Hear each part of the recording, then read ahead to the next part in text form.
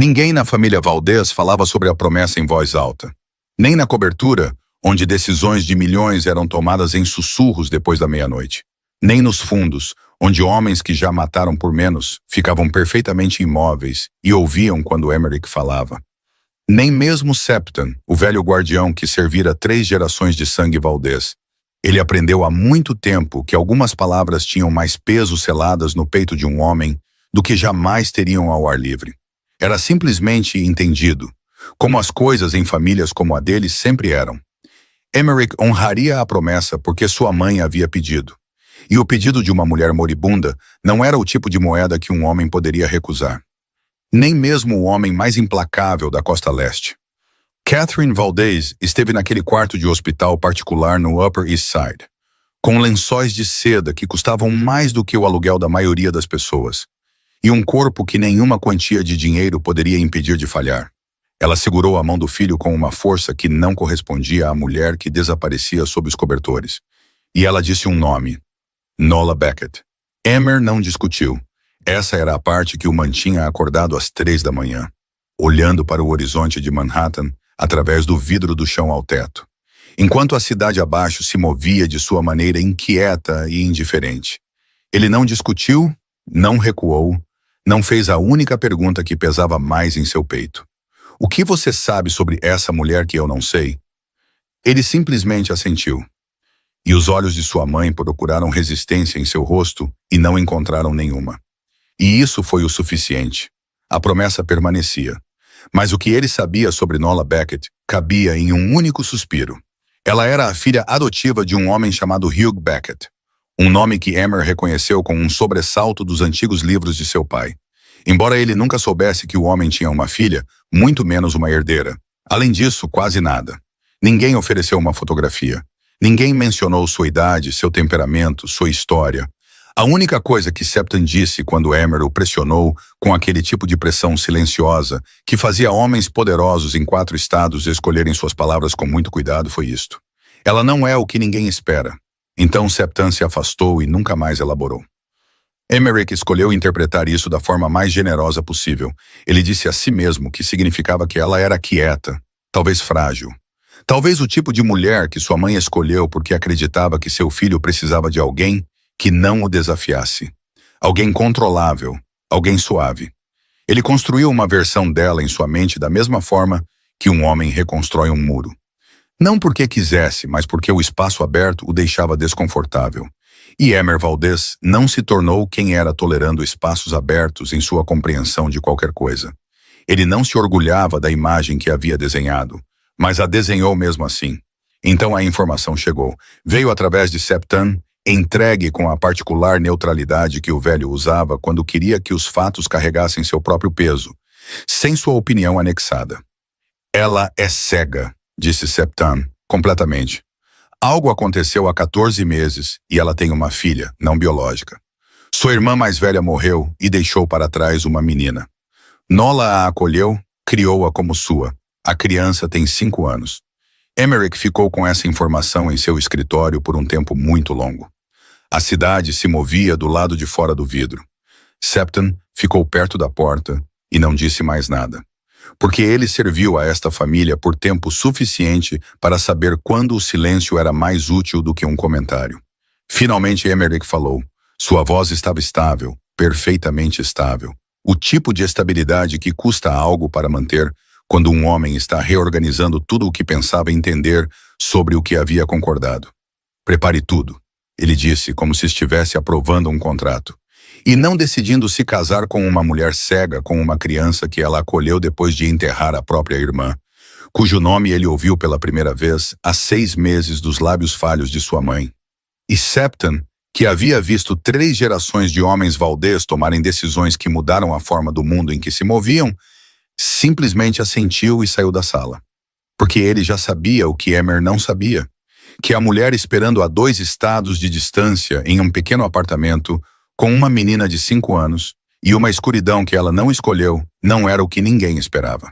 E que Emerick Valdez, com todo o seu poder, todo o seu controle, todo o medo que seu nome carregava em salas que ele nunca entrou, não estava nem remotamente preparado para o que estava prestes a entrar em sua vida. e silenciosamente, sem permissão, sem anúncio, sem uma única palavra mais alta que o necessário, desmontá-la.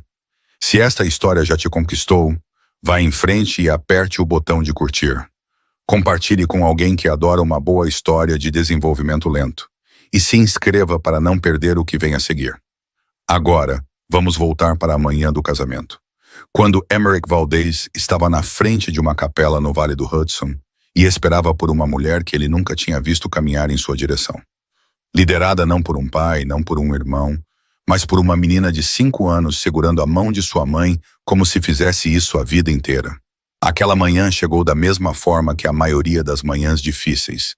Sem drama, sem aviso, apenas uma luz cinza pálida deslizando pelas cortinas e o som de algum pássaro do lado de fora, fazendo seu anúncio indiferente ao mundo. A capela ficava em uma propriedade particular no Vale do Hudson. Paredes de pedra branca, uma pequena torre de sino. O tipo de estrutura construída por alguém que entendia que certos rituais exigiam um endereço fixo e discrição absoluta. Emerick chegou mais cedo do que o necessário. Ele ficou na frente do corredor, entre 2 fileiras de bancos de carvalho, e fez o que sempre fazia sempre que entrava em qualquer sala. Contou as pessoas, identificou as saídas, avaliou quem estava sentado onde e por quê. 30 pessoas, talvez um pouco mais. Seus guarda-costas estavam espalhados de uma forma que os fazia parecer convidados, mas não enganava ninguém que estivesse realmente prestando atenção. Orla, a advogada da família, sentou-se na terceira fila à esquerda com uma pasta no colo que ela carregava para todos os lugares, como outras pessoas carregam um telefone. Um padre idoso estava na frente, paciente e sem pressa. Com o tipo de paciência que pertencia a um homem que havia testemunhado casamentos suficientes para saber que não havia 2 iguais, e que todos eles precisavam de tempo. A capela cheirava a velas de cera de abelha e pinho e algo levemente floral que Emerick não conseguia nomear. Ele ficou parado. Ele era bom nisso, ficar parado dentro de um momento que se movia ao seu redor, mantendo seu rosto indecifrável enquanto tudo dentro dele tentava se reorganizar em uma ordem que ele ainda não entendia. 1 minuto passou, depois outro. Ele manteve os olhos para a frente e podia sentir os olhares de ambos os lados lendo seu rosto. E ele não lhes deu nada para ler. Então alguém na última fila se moveu ligeiramente. A porta da capela se abriu. Emerick ouviu antes de ver. 2 pares de passos. Um firme, lento, deliberado, carregando o ritmo de alguém que se acostumou a medir o mundo através do som em vez da luz. E outro muito menor, muito mais curto, um pouco mais rápido, e depois diminuindo novamente, como se a criança estivesse se lembrando de acompanhar o ritmo do adulto ao seu lado. Não havia música. Ninguém a acompanhou da maneira tradicional. Nenhum pai, nenhum irmão, nenhum parente colocando sua mão em um braço e a levando pelo corredor enquanto o órgão tocava. Apenas Nola Beckett e Rue de 5 anos andando lado a lado pelo corredor da capela com uma espécie de quietude que fez as 30 pessoas na sala esquecerem de respirar. Emerick se virou. Nola não usava véu. Ela usava um vestido branco simples, o tipo de simplicidade que pertencia a alguém que não estava tentando impressionar, porque não podia ver a impressão que causava. E foi precisamente isso que o tornou mais memorável do que qualquer coisa extravagante jamais poderia ter sido. Seus olhos estavam abertos, voltados para a frente, mas não vendo nada. E nos primeiros 2 segundos, Emerick percebeu que a ausência de seu olhar não criava o vazio que ele havia imaginado. Criava outra coisa, algo mais próximo da dignidade do que do dano. Mais próximo da escolha de ficar de pé do que da rendição. E isso o distraiu de uma forma que nenhuma ameaça nos últimos 20 anos jamais havia conseguido. Rue caminhava ao lado de sua mãe com uma seriedade que não pertencia à sua idade. A mão direita da menina segurava a de Nola e a esquerda agarrava uma pequena flor que alguém lhe dera antes de entrarem. Quando mãe e filha chegaram à frente do corredor, Rue parou. Ela olhou para Emer, e nos olhos escuros daquela criança de 5 anos, ele viu algo para o qual não estava preparado. Não medo, não curiosidade, mas julgamento. Frio e preciso, e totalmente fora de lugar em uma criança. Como se ela tivesse passado toda a sua curta vida decidindo em quem se podia confiar e em quem não. E ele não havia passado da primeira rodada. Então Rue levantou a mão de sua mãe e a estendeu para o espaço entre Nola e Emerick e a soltou. Como se estivesse dizendo, esta é a pessoa mais importante do meu mundo. Estou colocando-a em suas mãos e você deve entender exatamente o que isso significa. Emerick pegou a mão de Nola. Sua mão estava fria, menor do que ele esperava, mas não tremia. O padre começou a falar. Emer ouviu talvez 1/5 do que ele disse, porque o resto dele estava tentando entender por que aquela mão pequena que não tremia estava fazendo algo dentro de seu peito se mover de uma forma para a qual ele não tinha palavras. Quando o padre fez a pergunta, Nola virou a cabeça em direção a Emer com uma precisão que o fez lembrar a si mesmo que ela não podia vê-lo. Ela estava apenas sentindo onde ele estava através do calor ou da respiração ou de outra coisa que as pessoas que enxergam nunca tiveram que desenvolver. E ela disse 2 palavras: eu aceito. Sua voz era calma, clara, sem a menor hesitação. E sob a superfície, carregava algo que Emerick não conseguia nomear, como uma pergunta que ela guardara por muito tempo. E este foi o primeiro momento em que ela permitiu que subisse perto o suficiente da superfície para que outra pessoa notasse que estava lá. O casamento terminou. O padre fechou o livro. As 30 pessoas na sala exalaram de uma vez. Com o tipo de respiração que Emerick entendeu que fora contida por uma razão que ele ainda não conhecia. Do lado de fora da capela, quando a luz do sol da tarde se espalhou pelo gramado e vários carros pretos estavam estacionados ao longo da entrada, um dos guarda-costas mais jovens se inclinou para Septan e disse baixo o suficiente para pensar que ninguém mais poderia ouvir. Por que ele concordou em se casar com ela? Ela nem consegue ver para onde está indo. Septan não virou a cabeça. Ele apenas olhou para o jovem guarda com o tipo de olhar que fazia homens mais velhos e mais perigosos escolherem suas palavras novamente. Então disse, ela é cega, não fraca, e se você não consegue ver a diferença, não deveria estar nesta sala. O guarda-costas não disse mais uma palavra. E Septan ficou ali, observando Emerick guiar Nola pelos degraus da capela com a pequena Rue, andando atrás deles e segurando a barra do vestido de sua mãe. E no rosto envelhecido de um homem que passou décadas servindo a família Valdez, apareceu algo raro, algo quase como satisfação. O olhar de um homem que sabia de algo com antecedência e finalmente estava começando a ver acontecer. O carro preto os levou de volta a Manhattan em silêncio. A pequena Rue sentou-se entre Nola e Emerick no banco de trás. Ambas as mãos firmemente enroladas na pequena flor da capela, que agora estava pela metade murcha. No entanto, a criança se recusava a soltá-la, e a distância entre os 2 adultos naquele assento dizia mais do que qualquer conversa poderia ter dito. Nola sentou-se ereta, a cabeça ligeiramente inclinada para uma janela, da maneira que Emerick estava começando a reconhecer como seu hábito. Ela ouvia, sempre ouvia, lendo o mundo lá fora através do som, em vez de vê-lo com os olhos. Quando o carro parou em frente ao prédio em Tribeca, e o elevador privativo os levou ao último andar, Emerick percebeu que nunca havia pensado em sua cobertura da perspectiva de alguém que não podia vê-la. O apartamento era grande, com tetos altos, pisos de mármore escuro, móveis minimalistas caros. Todo o lugar projetado para impressionar os olhos e totalmente sem sentido para alguém sem visão. Nola cruzou a soleira e parou. Não por hesitação, ela parou para ouvir. Emer ficou a alguns passos de distância e a observou inclinar a cabeça para a esquerda, depois para a direita. E ele entendeu que ela estava lendo o tamanho da sala pela forma como o som ecoava de volta das paredes. Então ela começou a andar. Sua mão esquerda roçava levemente na parede, seus dedos deslizando pela superfície. Não para se segurar, mas para medir. E ela começou a contar. Emerick ouviu muito fracamente, quase sem som, mas seus lábios se moviam a cada passo. E ele entendeu que ela estava registrando as distâncias. Da porta ao canto da parede, do canto da parede ao corredor, do corredor à primeira porta. A pequena Rue seguia sua mãe como uma pequena sombra, sem dizer nada. Às vezes, estendendo a mão para puxar suavemente a mão de Nola quando havia um degrau ou uma mudança no piso. Uma linguagem silenciosa entre as duas da qual Emerick estava completamente de fora. Levou cerca de 20 minutos para ela percorrer todo o andar.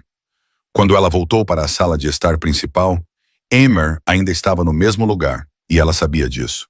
Ela parou de frente exatamente para onde ele estava e falou com uma voz que não era um pedido e nem uma permissão, mas algo intermediário, tão prático quanto uma cláusula de contrato. Preciso que você não mova os móveis sem me avisar primeiro, disse ela. Vou aprender a andar por este espaço, mas se alguém mover uma cadeira ou uma mesa e eu não souber, vou esbarrar nela. E não tenho a menor intenção de esbarrar em nada dentro da minha própria casa. Emer olhou para ela. Você sempre estabelece regras para estranhos assim? Ele disse. E não havia desafio em sua voz. Apenas curiosidade genuína. O tipo de curiosidade que pertence a um homem que percebe que está diante de algo que nunca encontrou antes e ainda não sabe como nomear. Eu estabeleço regras para cada espaço em que entro, disse Nola. É assim que eu sobrevivo. Ela disse a palavra sobreviver da mesma forma que outras pessoas dizem respirar. Comumente sem drama, como se fosse simplesmente um fato. E fatos não precisam de decoração. Emerick não respondeu imediatamente. Ele assentiu, depois se lembrou que ela não podia ver e disse, tudo bem, eu direi a todos. Essa foi a primeira noite. Emer mostrou a Nola e a pequena Ru o quarto no andar de cima. O maior quarto além do seu, com janelas voltadas para o leste. Um quarto onde Nola nunca veria a luz entrar, mas Ru veria. E talvez ele tenha pensado nisso quando o escolheu. Talvez não, mas ele o escolheu mesmo assim. A cobertura caiu em silêncio. O tipo de silêncio que pertence a dois estranhos compartilhando um espaço que ambos sabem que lhes pertence no sentido legal, mas ainda não em nenhum outro sentido. Brinley chegou na manhã seguinte, sem aviso, sem ligar antes, exatamente da maneira como ela sempre apareceu na vida de Emerick. Como uma pequena tempestade que se concedeu o direito de chegar à terra sempre que quisesse. Sua meia-irmã tinha 29 anos, com cabelo preto cortado na altura dos ombros. Vestida com roupas caras, à maneira de alguém que não precisava se esforçar porque o dinheiro nunca fora um problema. E carregando a energia de uma pessoa que já havia decidido sua opinião antes de entrar pela porta. Ela viu os sapatos pequenos de Ru na entrada e parou por exatamente 1 segundo antes de se virar para Emer, com o olhar que ele já vira muitas vezes. O olhar que dizia que ela estava prestes a dizer algo que ele não queria ouvir e ela não se importava. Você olhou nos olhos dela? Disse Brinley, sua voz baixa, mas afiada o suficiente para cortar a sala. Ela é cega, a cega de Emer, e ela tem uma filha e você não sabe nada sobre ela. A mãe se foi e você ainda a obedece como se tivesse 12 anos. Você comanda um império inteiro, mas não consegue dizer não a uma promessa que nem entende.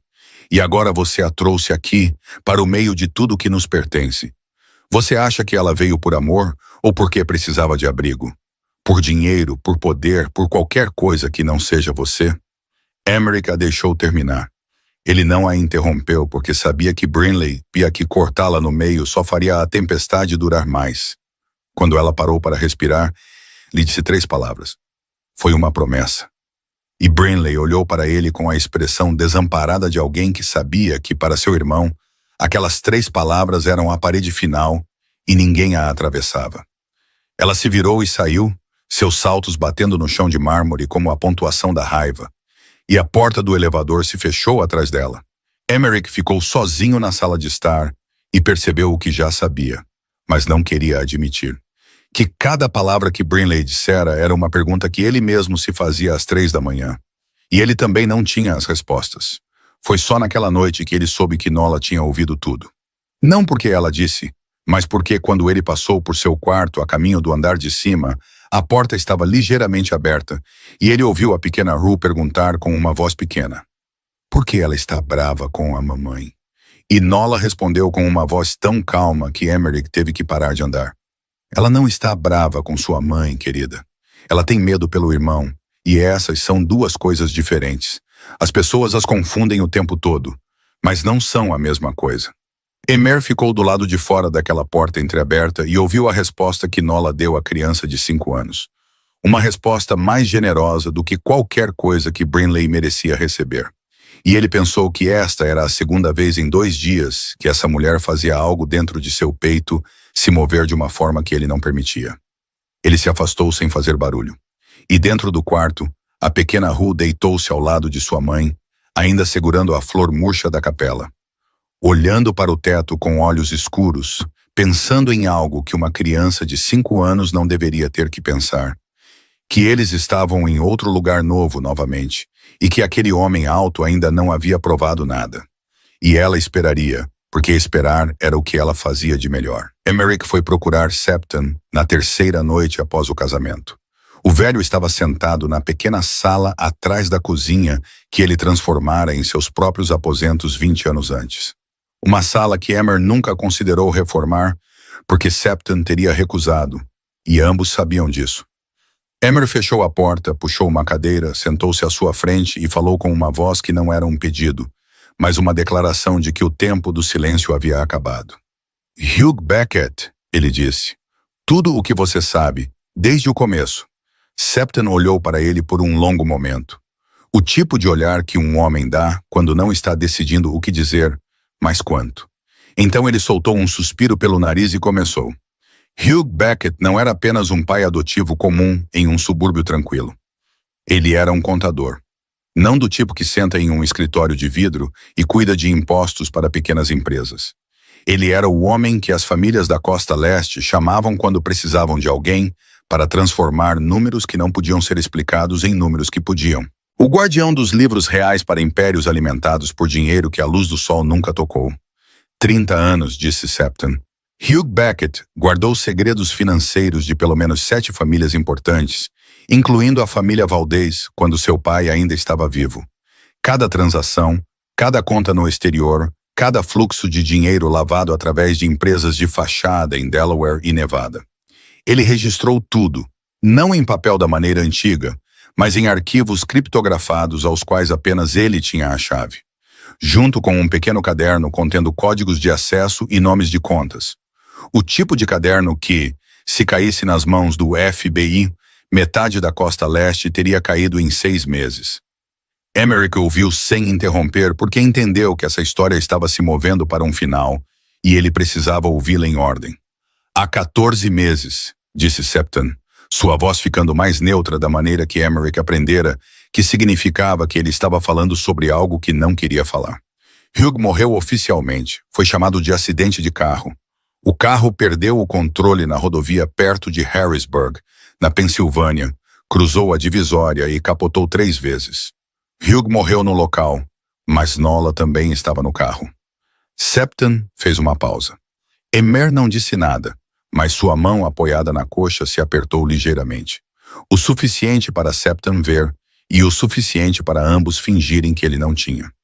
Ela sobreviveu, disse Septon, mas vidro quebrado e trauma na cabeça tiraram sua visão completamente. Os médicos no hospital disseram que o dano no nervo óptico não podia ser reparado. Ela tinha 26 anos na época, com uma criança de 4 anos em casa, enterrando seu pai adotivo e acordando em uma escuridão da qual nunca sairia. Acidente, disse Emerick, e a maneira como ele falou a palavra a transformou em uma pergunta sem mudar seu tom. Septon olhou para ele. Existem acidentes que acontecem, disse ele lentamente. E existem acidentes que são arranjados. E a distância entre essas duas coisas depende de quem está fazendo a pergunta e de quem se beneficia quando ninguém a faz. Hugh se recusou a entregar o livro Razão a um grupo de pessoas muito determinado. Ele se recusou 4 vezes. Na 5ª vez, ninguém mais perguntou. Houve apenas um carro perdendo o controle na rodovia às 11 da noite. Emerick ficou imóvel por um tempo muito longo. A cozinha dos fundos estava totalmente silenciosa. Em algum lugar no andar de cima, a pequena Ru dormia ao lado de sua mãe no quarto que ele havia escolhido, porque era voltado para o leste. E Nola estava deitada em uma escuridão que não escolhera, ao lado da criança que adotara depois de enterrar sua irmã. E todas essas peças começaram a se encaixar na mente de Emerick de uma forma que ele não gostava, mas não podia negar. O que ela fez depois disso? Emer perguntou. Septon disse. Ela contratou um advogado de sucessões na Filadélfia, organizou todos os bens que Hugh deixou, transferiu a propriedade legal para seu próprio nome, fechou todas as contas pessoais de Hugh, guardou os arquivos criptografados em um lugar seguro e recusou toda a oferta de ajuda de qualquer pessoa. 14 meses, sozinha, cega, com uma criança de 5 anos, sem pedir nada a ninguém. Emerick olhou para Septon. Minha mãe sabia de tudo isso, ele disse, e não era uma pergunta. Septon assentiu. Catherine conhecia Hugh dos anos em que seu marido ainda dirigia a organização. Hugh cuidou dos livros da família Valdez por 15 anos antes de se aposentar. Ela confiava em Hugh e depois que Hugh morreu, ela sabia que Nola estava sentada em uma montanha de segredos grande o suficiente para incendiar a costa leste. Sozinha, desprotegida, sem aliados, cega, enquanto as pessoas que mataram seu pai ainda tentavam pegar o que ele havia deixado para trás. Ela entendeu que este casamento protegia ambos os lados. Nola obtinha a proteção da família Valdez. A família Valdez obtinha a proteção do livro Razão. Emer recostou-se na cadeira e olhou para o teto. Ele pensou em sua mãe em sua cama de hospital, sua mão pequena apertando a dele com uma força que não correspondia ao seu tamanho, seus olhos procurando resistência em seu rosto. Ele pensou na maneira como ela havia falado o nome de Nola Beckett, secamente, sem explicação. Como se isso por si só fosse suficiente, como se ela acreditasse que seu filho descobriria o resto quando chegasse a hora. E então ele entendeu que sua mãe não era romântica. Catherine Valdez não fora romântica um único dia em sua vida. Ela era uma mulher que construía planos com pessoas em vez de concreto. Uma mulher que entendia que as alianças mais fortes não eram assinadas em papel, mas ligadas pelo dever, por promessas, pelo tipo de coisa que nenhum advogado ou quantia de dinheiro poderia quebrar. Ela não escolheu Nola para Emer porque achava que eles se apaixonariam. Ela a escolheu porque sabia que eles precisavam um do outro. E ela era sábia o suficiente para entender que, às vezes, a segunda coisa se torna a primeira se tiver tempo suficiente. Septon o observava do outro lado da mesa com olhos velhos que já tinham visto demais. Ela sabia que você manteria sua palavra, disse ele em voz baixa. E ela sabia que uma vez que você entendesse o porquê, não se arrependeria. Emerick se levantou. Ele não disse mais nada. Ele saiu da sala e subiu as escadas. E quando passou pela porta de Nola, ele parou por exatamente um segundo. Não para ouvir, mas porque, pela primeira vez desde que sua mãe havia falado aquele nome, ele não sentia mais o peso daquela promessa como um fardo. Ele a sentia como outra coisa, algo mais próximo de um propósito. Nas semanas que se seguiram, o tempo moveu-se em seu próprio ritmo. Não o ritmo que Emer conhecia em seu mundo, onde tudo era medido por transações e prazos, mas o ritmo de dois estranhos aprendendo a existir no mesmo espaço sem colidir um com o outro, tanto literalmente quanto de todas as outras maneiras que importavam. Emerick começou a observar Nola da mesma forma que observava oponentes. Não porque a via como uma ameaça, mas porque era a única maneira que ele conhecia de entender alguém. Através de atenção implacável e da paciência para esperar até que as peças se arranjassem por conta própria. Ele descobriu que ela se lembrava de tudo. Não da maneira vaga que a maioria das pessoas chama de boa memória. Ela se lembrava das coisas palavra por palavra. Uma manhã, ele mencionou um telefonema que recebera 3 dias antes, apenas de passagem, sem detalhes. E Nola disse com uma voz comum, como se estivesse lendo um menu de café da manhã. A ligação chegou às 9h17 de segunda-feira.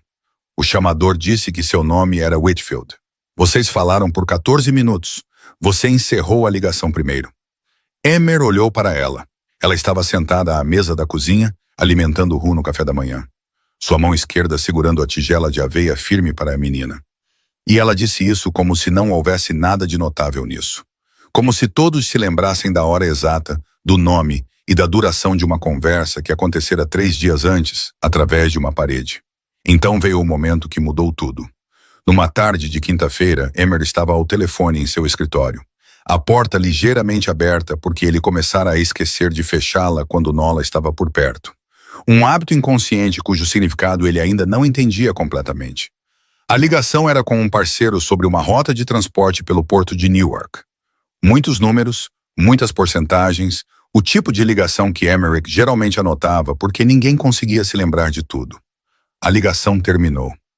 Emerick pousou o telefone e Nola passou pelo corredor, parou na porta, a cabeça ligeiramente inclinada da maneira que ele começara a reconhecer como significando que ela estava decidindo se falava ou não. E então ela falou. Aquele homem mentiu no 3º número.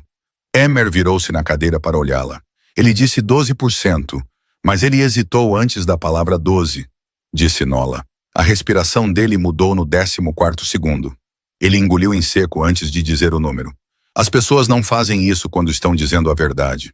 Porque a verdade não precisa de preparação. Apenas uma mentira precisa. E o número real provavelmente era maior, porque quando as pessoas diminuem um número, tendem a dizê-lo mais rápido para passar por ele. Mas ele diminuiu a velocidade, o que significa que estava se lembrando do número que decidiu dizer, em vez do real. Quando ela terminou, continuou andando pelo corredor como se tivesse acabado de comentar sobre o tempo, em vez de dissecar uma conversa que ouvira através de uma parede, com uma audição que a cegueira havia aguçado em algo quase como uma arma. Emerick ficou imóvel por um tempo muito longo. Então ele ligou para aquele parceiro de volta por outro canal e verificou o número através de uma fonte independente. Ela estava certa. O número real era 17%, não 12%. O homem havia mentido e Nola Beckett tinha ouvido a mentira através de uma porta entreaberta enquanto caminhava pelo corredor. Emer sentou-se em seu escritório e olhou pela porta para o corredor vazio por onde ela acabara de passar. E ele pensou que estava começando a entender por que sua mãe havia escolhido essa mulher. Não porque Nola precisasse ser salva, mas porque na escuridão ela havia desenvolvido algo que a luz nunca teria permitido, a capacidade de ouvir o que as pessoas escondiam em suas vozes. Aquela noite foi a noite em que Rue foi ao seu quarto. Emerick ficou acordado até tarde, como de costume, sentado em seu escritório com o laptop aberto, mas os olhos fixos na janela onde Manhattan se espalhava abaixo em milhões de luzes que nunca se apagavam. Ele ouviu passos muito pequenos no corredor, tão pequenos que quase pensou tê-los imaginado. E então Rue apareceu na porta do escritório. Ela usava um pijama coberto de estrelas, segurava um travesseiro nos braços, seu cabelo estava bagunçado, seus olhos bem abertos, mas ela não estava chorando. Ela olhou para ele. Emerick olhou de volta para ela. Ninguém disse uma palavra. Ela não explicou por que estava ali. Não disse pesadelo, não disse com medo, não disse que sentia falta da mãe. Ela apenas ficou ali com aqueles olhos escuros, seu travesseiro, e o silêncio de uma criança que aprendera que explicar o medo aos adultos geralmente não mudava o medo. Emerick não sabia o que fazer. Ele nunca esteve perto de crianças por tempo suficiente para aprender sua linguagem. Ele não sabia o que dizer, então não disse nada. Ele apenas empurrou sua cadeira um pouco mais para longe da mesa, criando um pequeno espaço aberto ao lado dela. E esse foi todo o convite de que Rue precisava. Ela se aproximou, subiu no pequeno sofá ao lado da mesa, encolheu-se em volta do travesseiro e fechou os olhos. Ela adormeceu em 5 minutos. Emerick ficou imóvel por 3 horas. 3 horas. Ele não ousou se mover por medo de acordar a criança. E em algum lugar entre o som de sua respiração regular e as luzes de Manhattan além do vidro, algo dentro de seu peito não apenas se moveu, mas se abriu suavemente, sem ruído. Da maneira como as coisas trancadas por muito tempo se abrem quando finalmente alguém se esquece de vigiá-las, e elas se abrem por si mesmas. Ele não entendia por que seu peito doía. Ele não entenderia por muito tempo ainda. Brinley veio na manhã seguinte para pegar documentos com Emerick. Entrou na porta do escritório e parou. Rue ainda estava deitada no sofá, ainda não acordada, seu travesseiro caído no chão. E Emerick estava sentado à mesa ao lado de uma xícara de café que esfriara há muito tempo, com as olheiras de um homem que não dormira, embora não por causa do trabalho. Brinley olhou para a cena. Ela não disse nada, mas algo em seu rosto mudou. Não muito, não dramaticamente. Apenas o suficiente para Emer notar. Como uma porta que ela havia trancado firmemente na manhã em que brigou com ele, agora se abrira alguns milímetros a mais. Porque ela acabara de ver seu irmão, o homem que toda a costa leste temia, sentado imóvel por 3 horas, porque tinha medo de acordar uma menina de 5 anos que não era sua filha. Ela pegou os documentos e saiu sem comentar. Mas quando passou pelo quarto de Nola, ela diminuiu o passo pela metade. E Emer viu, mas não disse nada porque sabia que algumas mudanças precisavam ser deixadas em paz para que pudessem crescer em seu próprio tempo. Naquela tarde, Nola caminhou do quarto para a cozinha e não bateu no canto da pequena mesa no corredor. Ela parou. Ela virou a cabeça para a esquerda, depois para a direita, depois estendeu a mão e tocou o ar onde o canto da mesa costumava estar. Não havia nada lá. A mesa havia sido movida 20 centímetros para a esquerda. Apenas o suficiente para ela passar sem bater, não o suficiente para mudar o layout da sala. Ela ficou ali por um momento. Emerick não estava lá para ver. Ele havia movido a mesa às 5 da manhã, enquanto ninguém estava lá acordado. E ele não contou a ninguém porque era assim que ele fazia tudo. Consertava o que precisava ser consertado sem anunciar que havia consertado. Mas Nola sabia. Ela sabia porque seus passos não precisavam mais evitar aquele canto no 14º passo no corredor. E ela sabia porque ninguém mais naquela cobertura teria pensado em fazer tal coisa. Exceto o homem que prometera se casar com ela sem saber por quê, e que agora estava silenciosamente limpando o caminho para que ela pudesse andar sem nunca precisar pedir. Ela não disse obrigado. Ela entendeu que ele não fizera isso para ser agradecido. Então ela deixou aquilo ali entre eles, sem palavras, sem nome, e no entanto, ambos sabiam que estava lá. A ligação veio através de Orla em uma manhã de terça-feira, 5 semanas após o casamento. Um advogado representando um homem chamado Perry Langston solicitou uma reunião com a senhora Valdez sobre o que ele chamou de questões de propriedade não resolvidas, ligadas ao falecido Hugh Beckett. Orla passou a mensagem para Emerick junto com uma recomendação para recusar. Mas Emerick não recusou. Ele conhecia o tipo de homem que enviava um advogado primeiro. Era o tipo de homem que queria medir a reação antes de entrar na sala. E Emerick queria ver o rosto daquele homem quando ele falasse, não o rosto de alguém pago para falar em seu lugar. Ele concordou com a reunião.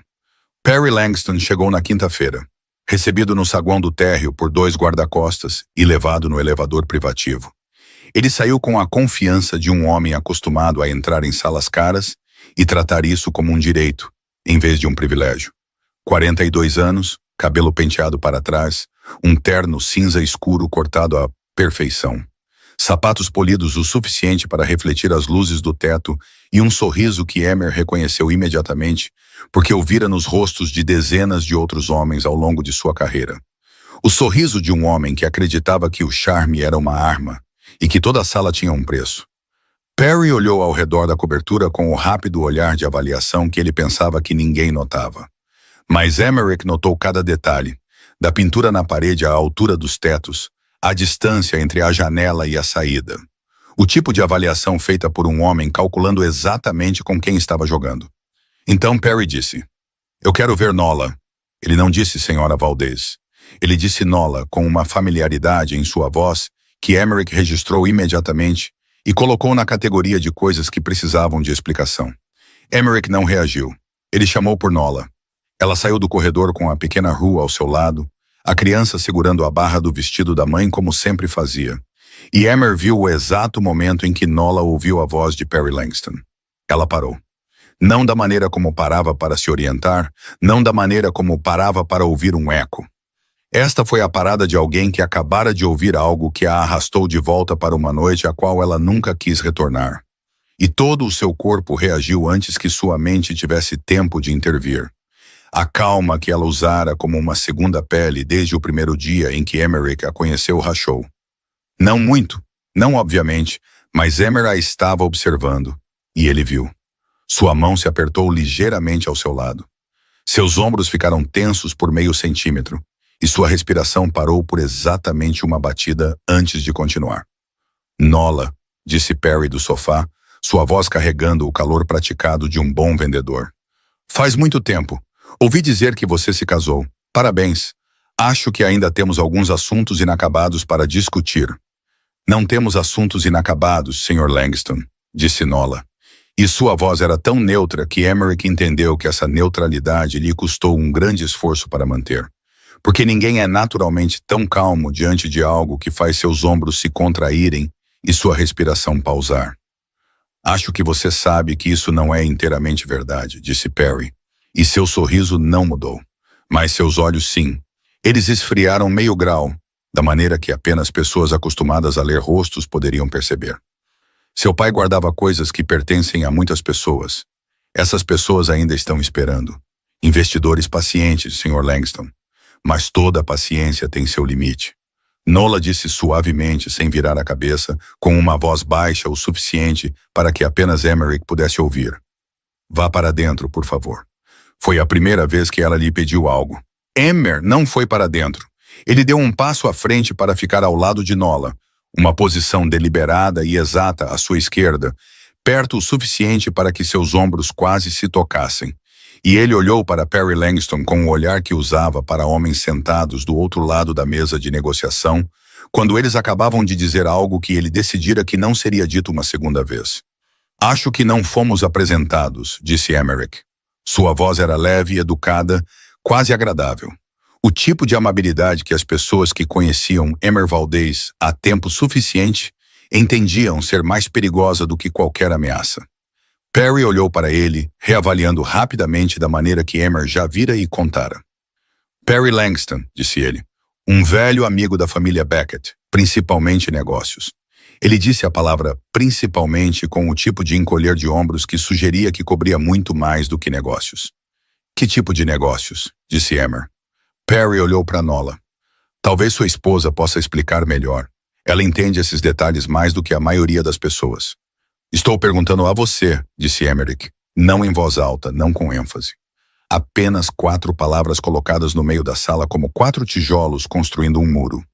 E Perry Langston, um homem claramente acostumado a controlar todas as conversas em que entrava, foi contido por aquelas 4 palavras de uma maneira para a qual não estava preparado. Sua mandíbula se contraiu ligeiramente. Seus dedos bateram uma vez na coxa e pararam. Ele não estava acostumado a ser questionado sem permissão para guiar a troca na direção que queria. E Emer acabara de fechar todas essas portas com 4 palavras educadas. Perry deu uma risada fraca, o tipo de risada de um homem recuando por um momento em vez de se render. Levantou-se, alisou o paletó e disse: Acho que teremos a chance de falar com mais detalhes, Sr. Valdez. Há questões de propriedade que o tempo não resolve e o silêncio só as torna mais caras. Ele acenou para Nola com o tipo de aceno que ele acreditava ser cortês, mas que Emmerich leu como paternalista. Em seguida, entrou no elevador e as portas se fecharam. A cobertura ficou em silêncio novamente. A pequena Rua apertou o aperto no vestido da mãe sem que ninguém percebesse quando aconteceu. Nola ficou parada ao lado de Emmerich, seus ombros ainda tensos, mas o que Emer viu em seu rosto não era medo. Era outra coisa. Parecia reconhecimento, como a peça final de um quebra-cabeça que ela vinha montando em sua mente por 14 meses acabara de se encaixar. Ela conhecia aquela voz. Não porque Perry Langston uma vez fora à casa de seu pai 4 vezes exigindo comprar o livro Razão. Ela conhecia aquela voz de antes disso, da noite em que tudo terminou na rodovia perto de Harrisburg, da escuridão pouco antes de o carro perder o controle. Quando ela ouviu o telefone de seu pai tocar e ele olhou para a tela e disse apenas uma frase antes que os faróis brilhassem diretamente em seus olhos e o mundo desaparecesse. Seu pai havia dito: Langston não, agora não. Ela se lembrava da voz no telefone naquela noite. Ela se lembrava de todas as vozes que já ouvira. E a voz de Perry Langston na sala de estar da cobertura hoje correspondia à voz do outro lado do telefone de seu pai na última noite em que ela vira a luz. Ela não contou a Emmerich, ainda não, porque Nola Beckett não era uma mulher que tirava conclusões sem provas suficientes. Ela havia perdido o pai, perdido a visão, perdido tudo, exceto a criança ao seu lado e a mente que nunca esquecia. E ela aprendera que reações rápidas eram o privilégio de pessoas que podiam ver de onde o inimigo vinha. E ela não podia. Então ela esperou. Ela arrumou as peças. Ela ouviu. E ela só falaria quando tivesse certeza de que cada palavra que dissesse seria uma bala apontada para o alvo certo. Ela apertou a mão de Rui e caminhou para o corredor. E Emer permaneceu onde estava. Vendo-a ir e pensando que a mulher que acabara de ficar ao seu lado não tremia, não chorava, não se explicava. Mas algo dentro dela havia mudado, e ele ainda não tinha um nome para isso. E ele sabia que Perry Langston havia trazido algo para esta sala que não saíra com ele. Algo que ainda estava aqui, agarrado às paredes, esperando. A pequena Rue dormia desde as 8 horas com a flor murcha da capela, que agora se tornara nada mais que um caule seco. No entanto, ela ainda a colocava ao lado de seu travesseiro todas as noites, como se fosse a única prova de que tudo o que acontecera era real. Nola sentou-se na varanda da cobertura, uma xícara de chá entre as 2 mãos, o rosto voltado para a cidade que ela não podia ver, mas podia sentir através do zumbido constante do tráfego lá embaixo e do vento vindo do Hudson, carregando o cheiro de água e ferro. Emerick entrou na varanda e parou a cerca de 6 passos dela, a distância que eles haviam estabelecido silenciosamente nas últimas 5 semanas. Perto o suficiente para falar, longe o suficiente para que nenhum deles tivesse que fingir que isso era algo além de 2 estranhos aprendendo a confiar um no outro, 1 milímetro de cada vez. Nola inclinou a cabeça em direção a ele. A maneira como ela confirmava a presença de alguém sem precisar perguntar. Ele vai voltar, disse ela, sem introdução e sem explicação de quem, porque ela sabia que ele sabia que ela estava falando de Perry Langston, e ela não desperdiçava palavras com coisas já entendidas. Ele sempre volta. Emmer não respondeu imediatamente. Ele ficou parado, olhando para o horizonte de Manhattan, e esperou. Porque ele aprendera que Nola falava em seu próprio ritmo. E se ele ficasse em silêncio por tempo suficiente, ela chegaria à parte que ambos sabiam que precisava ser alcançada. Meu pai manteve registros financeiros para as famílias por 30 anos, disse Nola, sua voz uniforme como se estivesse lendo um documento em vez de contar a história do pai que ela enterrara 14 meses antes. Cada transação, cada conta, cada fluxo de dinheiro que a luz do sol nunca tocou. Ele criptografou tudo, guardou a chave no caderno que nunca largava e se recusou a entregá-lo a qualquer um. Perry representava um grupo de pessoas que queria esses registros. Eles fizeram 4 ofertas. Meu pai recusou 4 vezes. Ela fez uma pausa, tomou um gole de chá que Emerick suspeitava que ela não provava de verdade, porque estava se concentrando em algo dentro de si mesma. O tipo de concentração que pertencia a alguém, decidindo quanta verdade revelar. Depois que meu pai morreu, Perry voltou. Ele presumiu que eu seria mais fácil de convencer. Ele estava certo? Perguntou Emmer, sua voz leve, embora não houvesse nada de leve na pergunta. Nola virou a cabeça em direção a ele, exata e direta, guiada por aquele instinto perturbador que ela usava para localizá-lo em todas as salas. O que você acha? Ela disse. Emmer sorriu. Acho que ele saiu sem o que veio buscar. Nola deu um leve aceno, e na escuridão da varanda, aquele pequeno gesto carregava algo próximo ao reconhecimento. O tipo de reconhecimento compartilhado por 2 pessoas que estavam lentamente percebendo que liam o mundo na mesma língua, embora através de sentidos diferentes. O casamento mudou o status legal dos bens que herdei, disse ela. Antes, Perry só precisava pressionar uma mulher cega vivendo sozinha. Agora ele tem que enfrentar o nome Valdez em cada documento legal. E isso é algo que seu pessoal não pode comprar, ameaçar ou resolver com um acidente de carro na rodovia às 11 da noite. Ela disse a última frase sem mudar o tom, mas Emerick ouviu por baixo da neutralidade, algo afiado e frio, como uma lâmina afiada ao longo de 14 meses de silêncio. Ele olhou para ela na luz da cidade que se derramava sobre o corrimão da varanda. Uma luz que ela não podia ver, mas que traçava o contorno de seu rosto em um dourado pálido que o fez lembrar a si mesmo que este não era o momento para pensar nisso. Ele fez a pergunta que carregava desde o dia em que esteve na capela e viu a pequena Rue colocar a mão de sua mãe no espaço vazio diante dele. Foi por isso que você concordou? Ele disse. Este casamento, a proteção para o livro Razão. O vento do Hudson passou pela varanda. Nola girou lentamente a xícara de chá em suas mãos, seus dedos traçando a borda com o hábito de alguém que usava o toque no lugar da visão para tudo. Essa foi parte da razão, disse ela, no começo. E agora? Agora estou menos certa da minha razão original, disse ela, sua voz mais suave por meio tom. Uma mudança tão sutil que a maioria das pessoas teria perdido. Mas Emmer não era a maioria das pessoas, e ele não perdeu. Esse é um lugar desconfortável para alguém que gosta de certezas. Silêncio. O som da cidade abaixo. Milhões de vidas se desenrolando, sem nenhum conhecimento das 2 pessoas em pé bem acima dela. Falando sobre algo que nenhum deles estava pronto para nomear. Emmer não se aproximou. Ele não a tocou. Ele permaneceu exatamente a 6 passos de distância e deixou a resposta dela ali entre eles, no ar da noite. Porque ele entendeu que para Nola, admitir incerteza já era admitir muito. E forçar qualquer coisa a mais neste momento quebraria a própria coisa que estava sendo construída. Sua mãe me encontrou uma vez, disse Nola depois de um tempo, antes de morrer.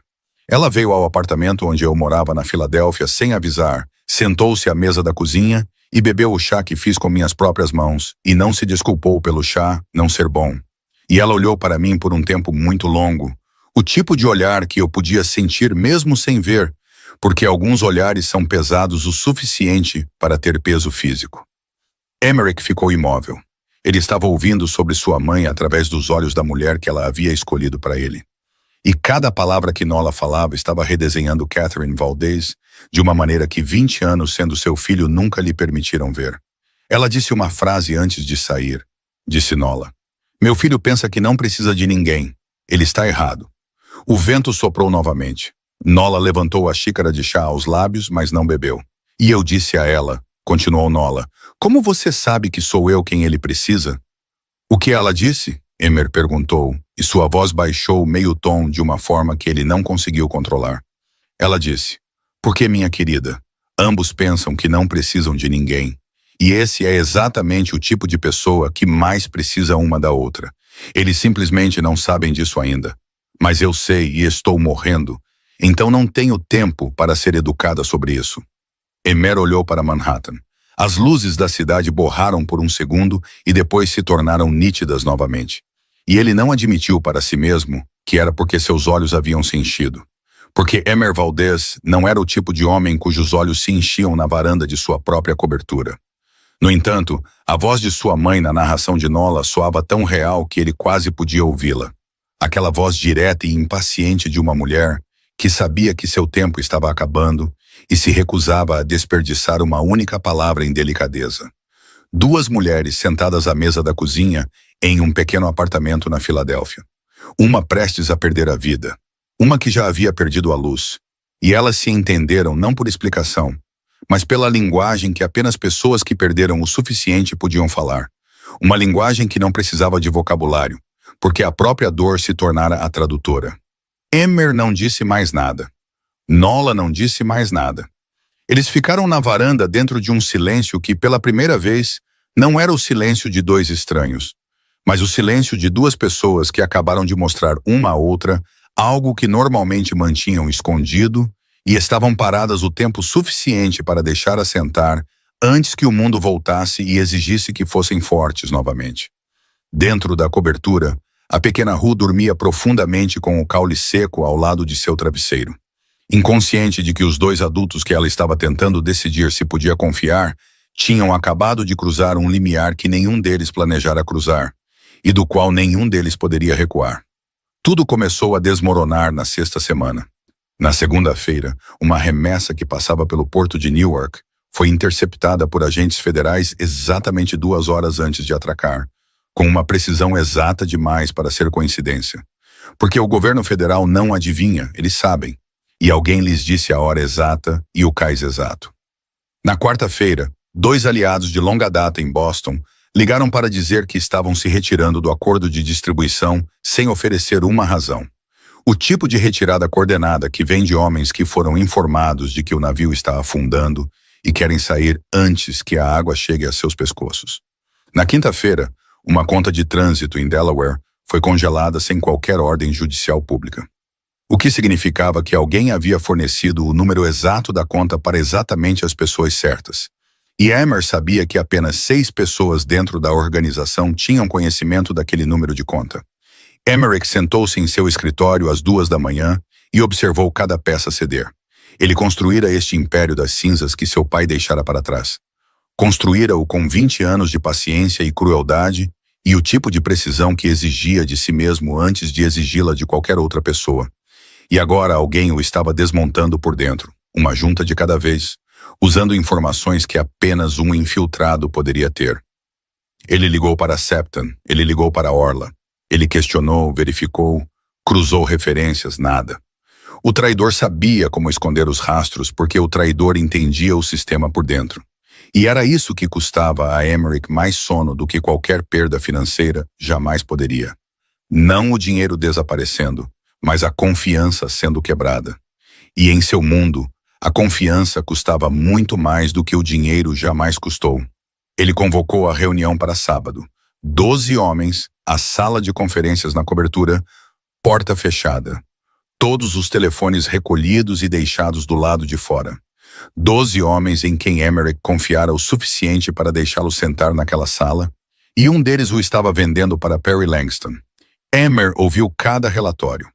Ele observou os olhos, as mãos, a maneira como se sentavam e a maneira como respiravam, e a maneira como olhavam para o homem ao lado deles quando pensavam que ninguém estava prestando atenção. Ele não encontrou nada. Quem quer que fosse entre aqueles 12 homens era melhor do que ele esperava. Ou ele confiara neles por tanto tempo que perdera a capacidade de ver a traição escondida atrás da familiaridade. A reunião terminou. Os 12 homens saíram. Emmerich permaneceu sozinho na sala de conferências vazia. E pela primeira vez em muito tempo, ele sentiu o que não se permitia sentir: impotência. Nola bateu na porta. Ele não a ouvira se aproximar porque ela se movia sem som. O hábito de alguém que media o mundo através de passos leves. E quando ele disse "entre", ela passou pela porta, fechou-a atrás de si e ficou no meio da sala de conferências com o tipo de quietude que ele começara a reconhecer como sua maneira de se preparar para dizer algo importante. "Eu sentei na sala ao lado durante toda a reunião", disse ela. Emmer olhou para ela. Ela não pediu permissão. Ela não se desculpou. Ela simplesmente disse a verdade e a deixou ali. "O quarto homem que falou", disse ela. "Aquele que falou sobre a rota do porto de Newark." Emmer lembrou do rosto, da voz, do conteúdo, mas não ouvira o que Nola ouvira. "Ele mentiu", disse Nola. A respiração dele mudou quando ele falou sobre o momento em que a remessa foi interceptada. Ele sabia daquela informação de antemão, em vez de reagir a ela. Porque uma pessoa reagindo a más notícias respira mais rápido no final da frase. Enquanto uma pessoa que já sabia diminui a velocidade porque está controlando a reação em vez de ter uma. Ela fez uma pausa por um instante. E ele usou a mesma frase exata que Perry Langston usou quando falou sobre investidores pacientes na sala de estar 5 dias atrás. A mesma estrutura de frase, a mesma ênfase. E 2 homens não compartilham uma linguagem assim, a menos que a tenham ouvido da mesma fonte ou tenham falado um com o outro com frequência suficiente para que a linguagem de um homem se misture à do outro. Emmerich ficou muito quieto.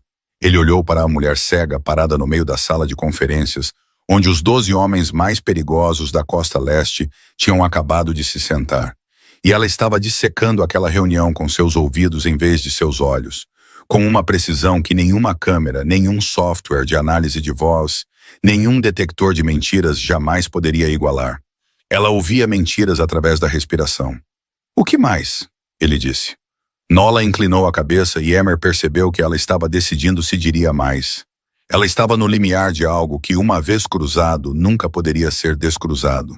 Então ela falou: "Meu pai sabia que ia morrer. Não foi intuição. Ele sabia porque entendia o tipo de homens que estava recusando e entendia o preço. Então, nos últimos 6 meses, todas as noites depois que Ru adormecia, ele se sentava comigo na mesa da cozinha e lia tudo. Cada página do caderno, cada código de acesso, cada nome de conta, cada número, cada transação de 30 anos. Ele lia e eu ouvia e eu me lembrava." Ela fez uma pausa. "Tudo. Eu me lembro de tudo. Cada palavra, cada número, cada nome.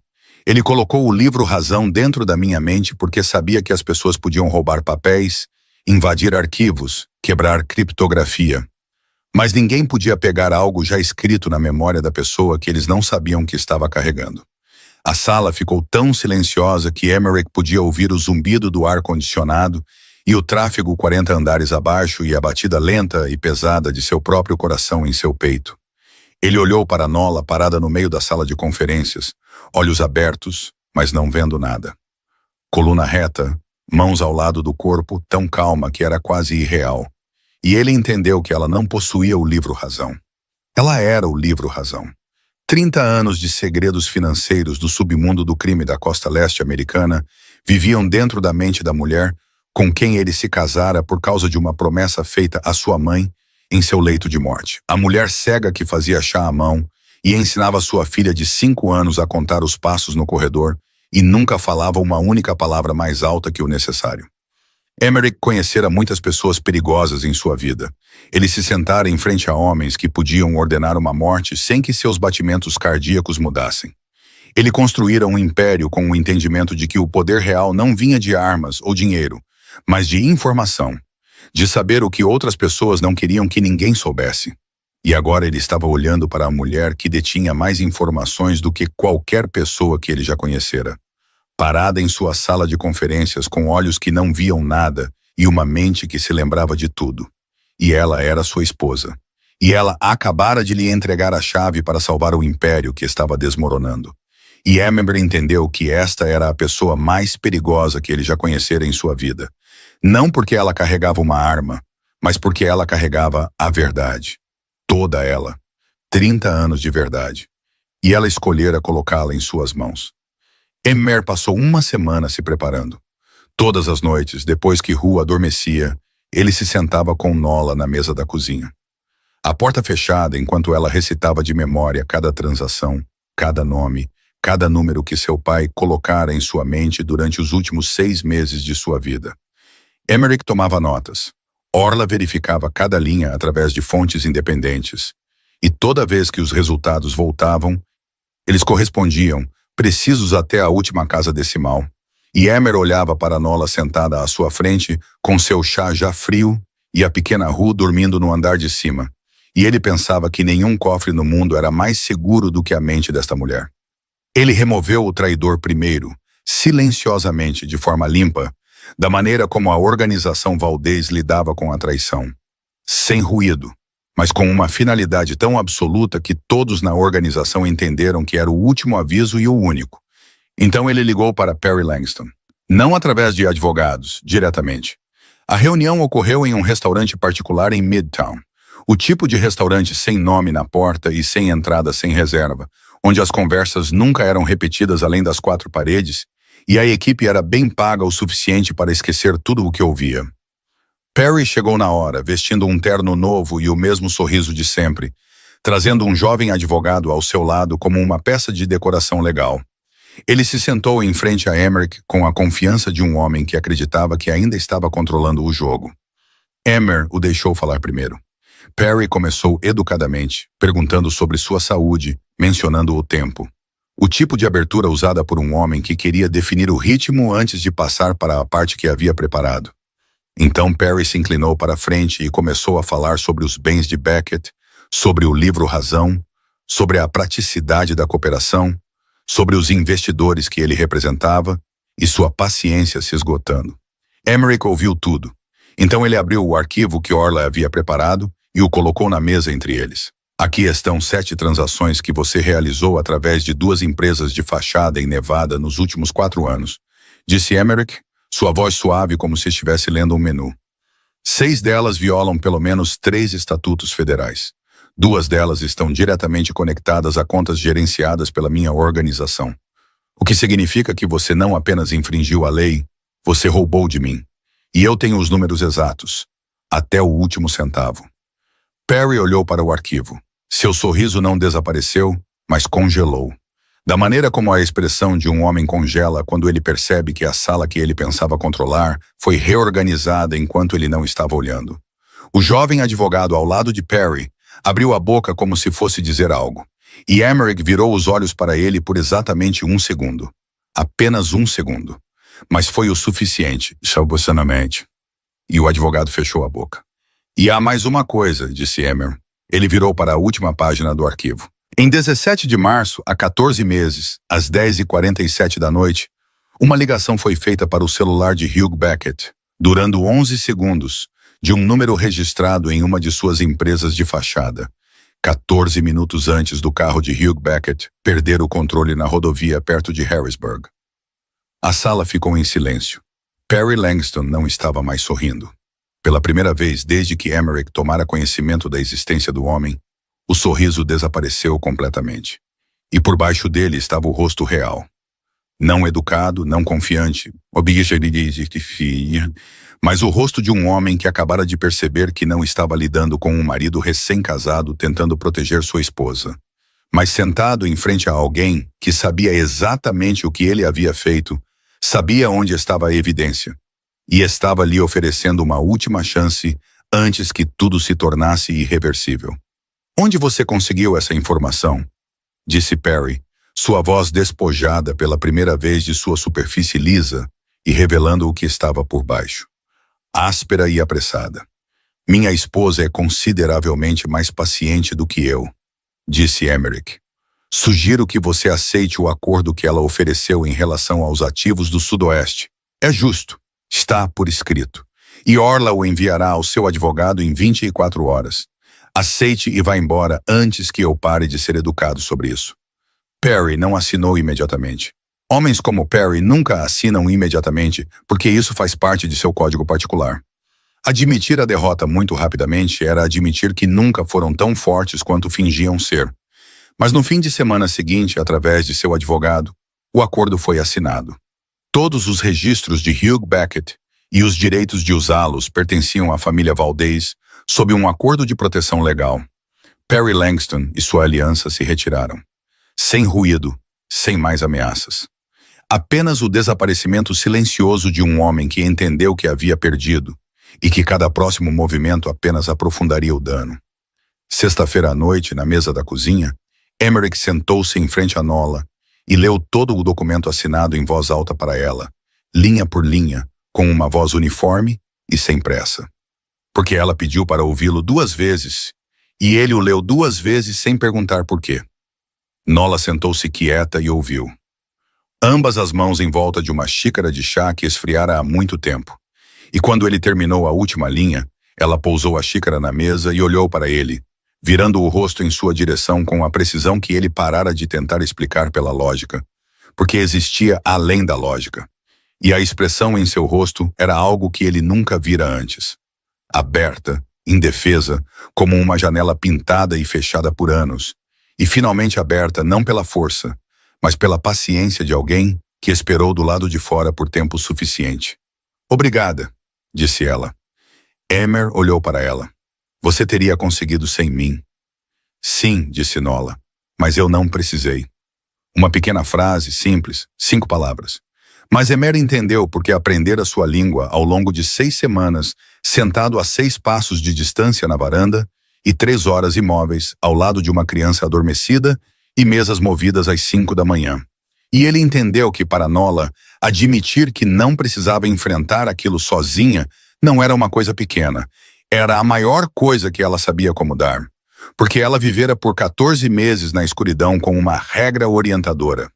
Nunca depender de ninguém. E ela acabara de quebrar essa regra na mesa da cozinha às 9 da noite de uma sexta-feira com 5 palavras. Ele estendeu a mão sobre a mesa e a colocou sobre a dela. Sua mão era quente, grande, pesada sobre a mão dela. Ela sentiu. O peso, o calor, a textura de sua pele, a maneira como seus dedos não agarravam, apenas repousavam ali, dando-lhe a liberdade de se afastar quando quisesse. Ela não se afastou. O som de chaves na porta do elevador.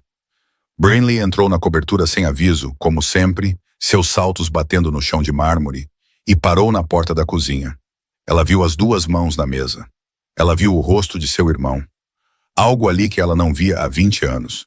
Algo suavizado nas bordas de seus olhos e boca que ela uma vez acreditara que Emerick era incapaz de ter. Então ela olhou para Nola, a mulher que ela chamara de fardo 6 semanas antes. A mulher cega sentada à mesa da cozinha com uma xícara de chá frio e uma mão que não se retirara.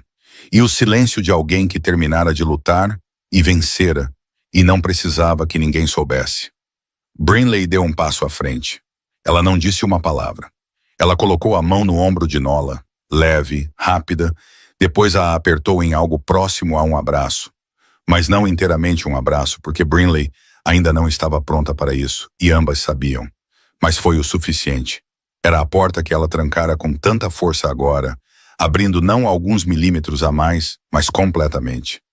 Nola levantou a mão e tocou a mão de Brinley, onde ela repousava em seu ombro. Ela não disse obrigado. Ela não disse está tudo bem. Ela apenas a tocou e deixou o toque falar o que ambas as mulheres eram orgulhosas demais para dizer em voz alta. Emerick sentou-se à mesa da cozinha e olhou para sua esposa e sua irmã naquele momento. E ele pensou que sua mãe estivera certa.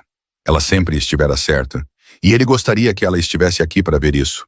E então ele pensou que talvez ela estivesse observando, da maneira como as mães sempre fazem, mesmo quando não estão mais aqui. A primavera chegou a Nova York à sua maneira, não suavemente como em lugares rurais, onde as flores se abrem pelos campos e os pássaros cantam em cercas de madeira, mas através de um tipo de mudança mais sutil. A luz se estendendo um pouco mais a cada noite.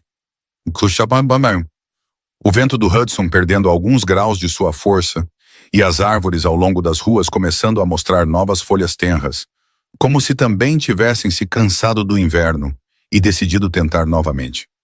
3 meses se passaram desde o casamento na pequena capela no Vale do Hudson, e a cobertura em Tribeca mudara de maneiras que nenhum plano de design de interiores poderia ter previsto.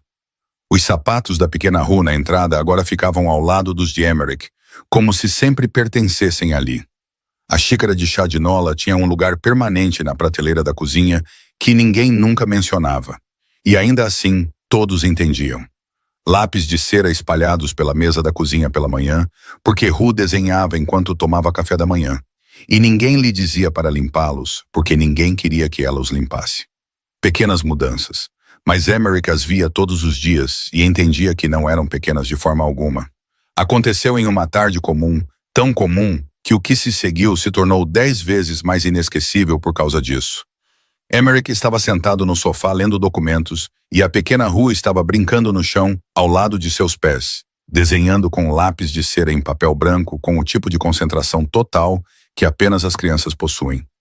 Nola estava na cozinha falando ao telefone com Orla sobre a programação da próxima semana, quando Ru olhou para Emerick com aqueles olhos escuros e sérios e perguntou com uma voz pequena, mas clara: "Quem é você para a mamãe?" Emer olhou para ela.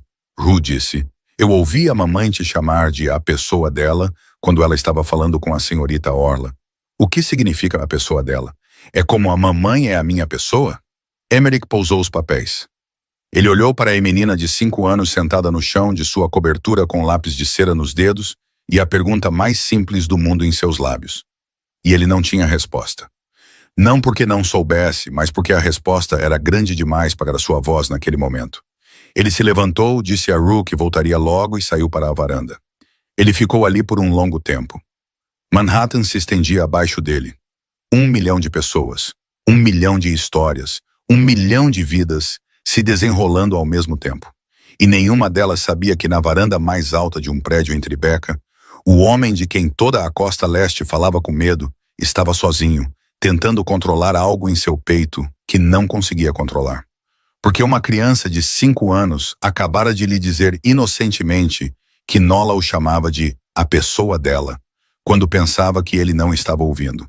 E essas 3 palavras eram maiores do que qualquer contrato que ele já assinara, maiores do que qualquer império que ele já construíra, maiores do que qualquer coisa que ele já pensara que teria nesta vida. Na manhã seguinte, a luz do início do dia entrava pelas janelas da cobertura com aquela clareza especial que apenas algumas manhãs por ano possuem. O tipo de luz que carrega a sensação de que tudo foi lavado durante a noite. Emerick acordou, desceu para a cozinha e parou na porta. Nola já estava acordada. Ela sempre acordava primeiro. 14 meses na escuridão construíram hábitos que não mudavam. Mesmo agora que a escuridão tinha alguém pronto para colocar uma mão na dela sempre que ela precisasse. Ela estava sentada à mesa da cozinha com seu chá, costas retas, cabeça ligeiramente inclinada para a esquerda naquela postura de escuta familiar. A pequena Ru sentava-se ao lado dela, lápis de cera na mão, desenhando em uma folha de papel branco com concentração feroz. A luz da manhã cobria as duas. Uma luz que Nola não podia ver, mas que Ru estava tentando capturar através das linhas tortas de uma criança que acreditava que lápis de cera podiam capturar a luz do sol. Emerick ficou na porta da cozinha e olhou. Ele ficou parado e olhou da maneira que aprendera nas últimas 6 semanas. Uma maneira de olhar que não julgava, não analisava, não procurava ameaças. Apenas olhava porque o que estava à sua frente merecia ser olhado. Nola inclinou a cabeça. "Você está parado na porta", disse ela sem se virar. "Eu posso ouvir você respirar." Emerick entrou. "Como você sempre sabe?" ele perguntou. Nola sorriu ligeiramente, um sorriso raro, desprotegido. O tipo de sorriso que ela só permitia quando se esquecia que deveria estar controlando tudo. "Porque eu escuto", disse ela. A pequena Ru olhou para Emer, depois empurrou o desenho em sua direção com as 2 mãozinhas manchadas de lápis de cera. Emer o pegou. 3 pessoas, Uma muito alta, desenhada em preto e cinza, solene e tão grande que quase tocava a borda superior da página. Uma mais baixa, com aqueles olhos firmes e sem visão, com cabelos longos e retos. E no meio, a menor de todas, uma figura minúscula segurando as mãos de ambos. Ambos os bracinhos esticados, como se ela estivesse mantendo os outros dois juntos. Emmerich olhou para o desenho. Ele olhou por um longo tempo. Então ele olhou para Nola. Então ele olhou para a pequena Rue, e ele pensou no homem que ele fora 6 meses antes. O homem parado em seu escritório às 2 da manhã, olhando para Manhattan através do vidro e construindo em sua mente uma imagem de uma mulher que ele ainda não conhecera. Construindo-a com medo e suposição, e a arrogância silenciosa de alguém que acreditava entender tudo enquanto não vira nada. Ele pensou em como aquele homem estava errado. Errado sobre ela. Errado sobre o casamento, errado sobre si mesmo, errado sobre o que sua mãe entendera, mas nunca explicara. Porque ela sabia que havia lições que só podiam ser aprendidas vivendo-as, não ouvindo-as contar. Ele pensou em Catherine Valdez, sentada à mesa da cozinha naquele pequeno apartamento na Filadélfia. Gravemente doente, morrendo, bebendo chá ruim e dizendo à mulher cega que ela escolhera para seu filho que ele pensava que não precisava de ninguém, e que ele estava errado. Ela estava certa. Ela sempre estivera certa, e ele era grato. Daquela maneira simples e descomplicada que um homem é grato quando a vida o corrige gentilmente em vez de cruelmente. Que ele mantivera sua promessa, que não discutira, que assentira ao lado da cama de sua mãe sem entender por quê. E aquele aceno o levara à pequena capela no Vale do Hudson, a mão fria que não tremia, a menina guiando sua mãe com passos firmes, ao livro Razão Vivo, a xícara de chá fria na mesa da cozinha às 9 da noite de uma sexta-feira, ao desenho de 3 pessoas de mãos dadas, ao agora, ao aqui, a esta manhã de primavera, onde ele estava na cozinha com a mulher que podia ouvi-lo respirar e a menina que o desenhara em sua família com lápis de cera. E ele não precisava de mais nada. Ele colocou o desenho de volta na mesa. Ele se sentou ao lado de Rue e Nola estendeu a mão sobre a mesa, não procurando, não hesitando, apenas estendendo-a com aquela certeza precisa que ela sempre tinha sempre que se virava para ele. E Emmerich a pegou. A pequena Rue olhou para as 2 mãos na mesa, depois olhou para o desenho que fizera, depois assentiu com o aceno solene de uma criança de 5 anos que acabara de confirmar que seu desenho era preciso. E a história termina aqui. Não com uma nova promessa, mas com uma antiga promessa cumprida. E com a simples verdade de que às vezes a vida nos coloca em situações que não escolhemos, com pessoas que não conhecemos, em circunstâncias que não entendemos. E a única coisa que podemos fazer é manter nossa palavra, aparecer e permitir que a bondade nos encontre à sua maneira. Esta história nos lembra que a verdadeira força não reside no poder ou no controle, mas na capacidade de abrir o coração quando tudo dentro de nós quer fechá-lo. Que o amor não precisa de olhos para ver, mas de um coração disposto a ouvir.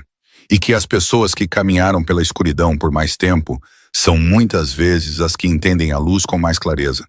Se esta história tocou seu coração, por favor, aperte o botão de curtir, compartilhe com as pessoas que você ama e se inscreva no canal para que a cada dia possamos continuar ouvindo juntos mais histórias como esta.